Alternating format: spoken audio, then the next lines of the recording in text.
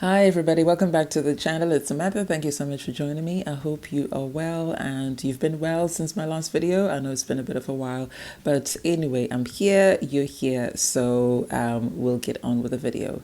So my hair has been in a protective style for about 2 months, and even though I wash my hair while my hair's in braids, it's not going to be as effective as when the hair is out. So I use oils, but even if you don't use oils, you're going to have some buildup because you're going to have dead skin cells on your scalp.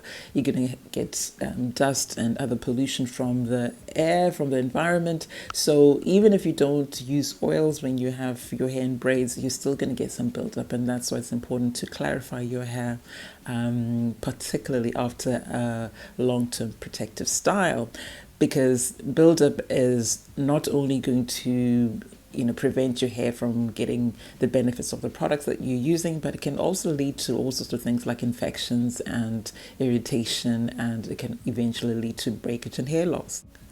So clarifying the hair is the process whereby you're going to completely remove any product buildup and buildup of oils, dead skin cells, dirt, grime, etc. from your hair as well as your scalp.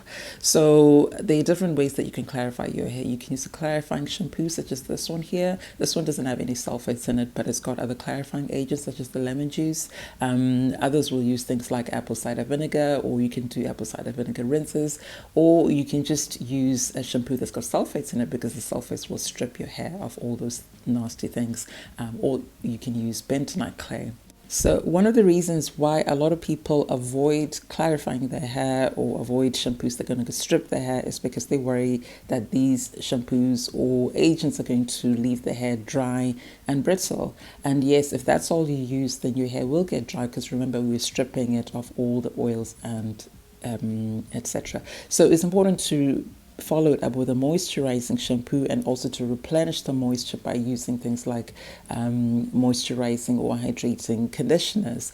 And this is one of my favorites, is the Intensive Hydration Conditioner by Shea Moisture. So that's going to help to bring back the moisture into my hair, and because this one has got some shea butter in it, it's going to start replenishing the oils to make my hair nice and soft, and it'll help to close the cuticles so that my hair will retain moisture and be nice and smooth. And then I'm also going to use a moisturizing leave-in conditioner. This one is one of my favorites. Absolutely love this one. It doesn't have any protein in it, so it's going to just moisturize. So you can use any, if you want to know really good protein-free leave-in conditioners, I have a video in which I talked about that, and I'll put a link to that video in the description box below.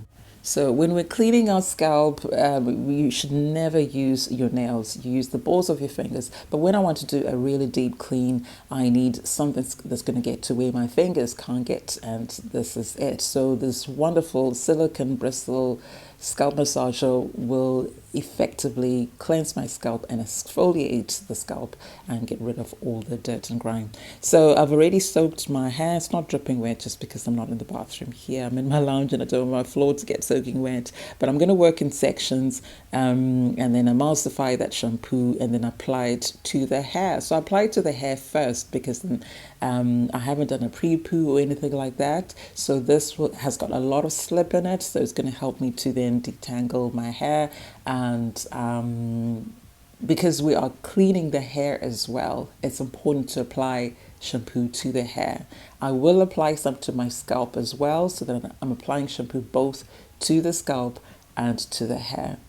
I know a lot of people will say just apply the shampoo to your scalp, but I just don't think that's going to be effective enough when it comes to actually thoroughly cleaning your hair, because that runoff, the suds, etc., as you're rinsing, that's not going to be enough, to thoroughly clean your hair. And you want to remove buildup and all sorts of things, so that's not going to be enough. So you really need to apply some of the shampoo to your hair as well as your scalp, and then really work the shampoo into your hair, making sure you are cleaning each and every strand, and then work on your scalp as well.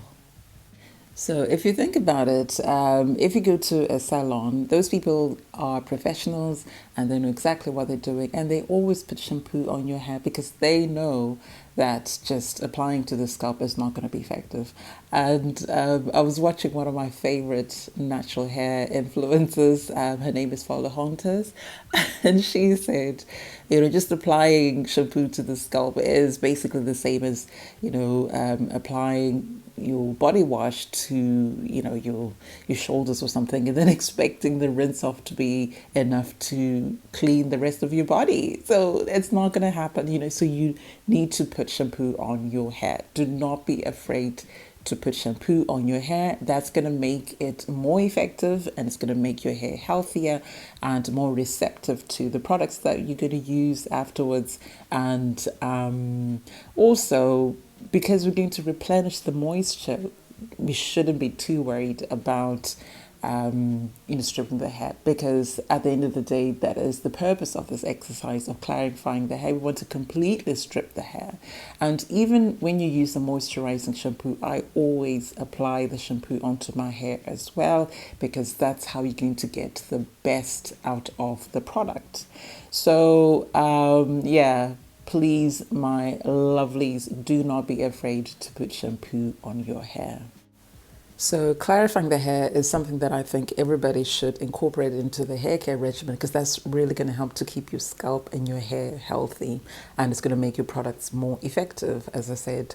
So how often you clarify depends on a number of factors. For example, what you use on a day-to-day basis, or how you look after your hair after wash day. So if you use oils and butters and creams and gels, then you're going to need to clarify your hair more often than somebody who doesn't. And if you work out a lot, you're going to get sweat and dirt and a buildup of oil on your scalp and also on your hair. So you will need to clarify more often than somebody who doesn't work out a lot. And if you live in an environment that's polluted, so you've got a lot of air pollution, again, you're going to need to clarify your hair more often than somebody who doesn't. So it depends on your lifestyle, it depends on your hair care regimen, and also what works for you. So personally, I do use oils and butters, and I clarify my hair on a regular basis once a month. You may need to do a bit of trial and error just to see what works for you, what your hair likes. Some people need to clarify their hair every 2 weeks. I would not recommend just using a clarifying shampoo as your only shampoo. I think you need to at least balance it out with a moisturizing shampoo. Some people may prefer to use co-washes. If that works for you, then absolutely go ahead and use them. But just using a clarifying shampoo and no other types of cleansers then may eventually lead to dryness and breakage. So we want to avoid that. So work with your hair, get your hair on a schedule, and your hair and your scalp will be a lot healthier and happier. However, there are other times where clarifying the hair may be helpful. For example, if your hair is feeling really dry, even though you're using moisturizing shampoos and moisturizing deep conditioners and leave-in conditioners, and you're moisturizing your hair frequently during the week, but your hair still feels dry, or you feel you need to moisturize your hair each and every day, then it may be that you have inadvertently got some product built up, and therefore moisture is no longer able to penetrate into the hair shaft and your hair feels dry. So you need to clarify and remove that layer of product and dirt, and your products will work again and your hair will no longer be dry.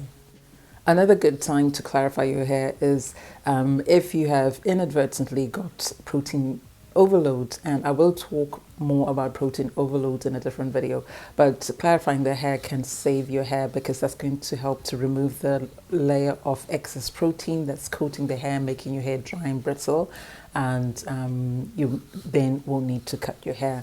Another good time to use clarifying shampoos or clarifying agents is if you're trying out a lot of different products and you're not sure how they're going to react or respond with each other as well as with your hair, then making sure that your hair is thoroughly clean and you're starting with a clean slate or clean hair, then clarifying could help as well. And also, if for example you tried a product and you had a bad reaction, if it's not severe enough that you need medical attention, then just using a clarifying agent, a clarifying shampoo can actually just sort that out. So if you apply a product and your scalp is itching, then just clarify your hair and that will remove all that product, and you'll be fine. So you can use clarifying agents like the clarifying shampoos or apple cider vinegar rinses for other things. For example, if you're trying out brand new hair extensions you've never tried before, then sometimes they may come coated with these chemicals which can lead to scalp irritation, and just washing them or soaking them in water with a bit of clarifying shampoo or apple cider vinegar rinse can remove that chemical, and it'll be a much nicer experience for you. And also when you're cleaning your hair tools, so your combs and brushes, because the products that we use, that they may build up on your hair tools, and this just creates a breeding ground for bacteria, fungus, etc. So you want to clean your tools, and I find it best to use something that's clarifying to make sure that there's absolutely no product left on my tools. So as you can see, clarifying shampoos, clarifying agents, they do have a role in everybody's hair care regimen, and therefore I highly, highly recommend that you get something that's going to work for you, that your hair likes, that your scalp likes, and I promise you your hair will be healthier as well as your scalp.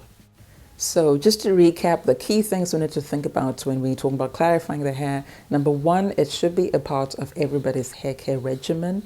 Number two, you choose a product that works for you, a clarifying agent that's going to work well for you, that your hair and scalp will like. Number three, you may need to do a bit of trial and error to see how often you need to clarify your hair. Start off with once a month, and then you can tweak the schedule depending on how your hair and your scalp respond. And then number four, never use clarifying shampoos on their own. You always need to follow up with a moisturizing shampoo or a co-wash, and then use things like moisturizing conditioners, moisturizing deep conditioners, and moisturizing leave-in conditioners. So after I've clarified my hair, I always use a protein-free leave-in conditioner, and if you want some examples of the ones that I like, I do have a video, and I'll put a link to that video in the description box below so you can watch them.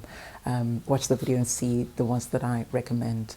So as you can see, my hair was now beautiful, clean, and really soft, and my scalp was also nice and clean. And this is just after using clarifying shampoo and my moisturizing shampoo. I hadn't even used my conditioner. So as you can see, you know, you do not need to be afraid of clarifying your hair.